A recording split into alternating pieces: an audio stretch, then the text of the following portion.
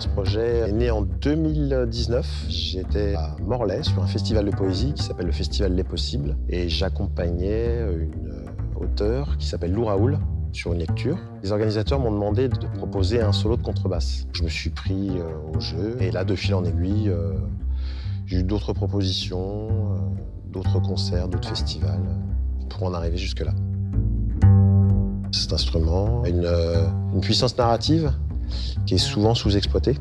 Autour de cette idée, j'ai écrit plein de petites musiques. J'ai pas la prétention de faire une musique compliquée ou avant-gardiste, mais je voulais faire une musique qui fait appel aux émotions, à l'introspection, au voyage aussi.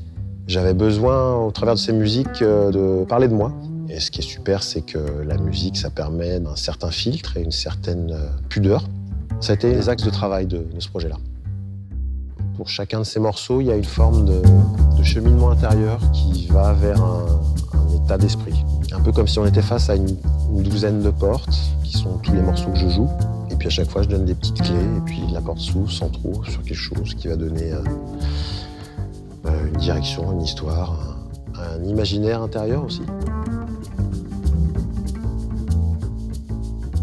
Sur un plateau, un contrebassiste n'a pas trop de liberté de mouvement. Dans une salle où le public est assis, l'auditeur encore moins.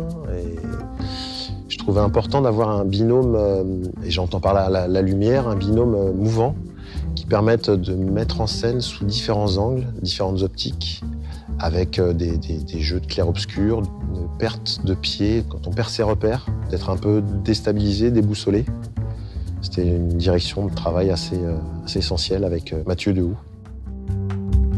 Ça m'a rapidement amené sur les notions de vertige. Donc pour cette volonté de travailler autour des choses comme ça, la vidéoprojection paraissait de toute évidence l'outil privilégié numéro 1. Mais à côté de ça, les projecteurs traditionnels, je pouvais pas vraiment m'en passer en fait. Où là, c'était beaucoup plus évident de trouver la douceur. Il y a une place très importante dans ce set.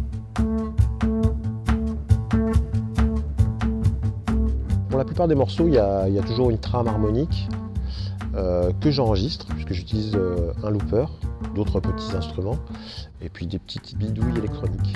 Je joue des thèmes sur cet enregistrement en direct, et puis après j'improvise. Et c'est des allers-retours permanents entre la rythmique, les improvisations, les thèmes. Il y a aussi des morceaux sans aucun enregistrement en temps réel, c'est-à-dire que la contrebasse est seule. Que derrière un spectacle, il y a toujours un travail, il y a toute une élaboration, toute une réflexion. Je trouvais aussi intéressant de présenter l'instrument en lui-même, la contrebasse, le travail autour de cet instrument, toutes les facettes qu'on peut en tirer. Il m'est arrivé de jouer un peu partout, pour des écoles, dans des centres spécialisés, pour des enfants non-voyants, malentendants. Voilà, je trouve que c'est important. C'est quand même le rôle aussi de l'artiste ou du musicien de transmettre cette passion d'expression artistique.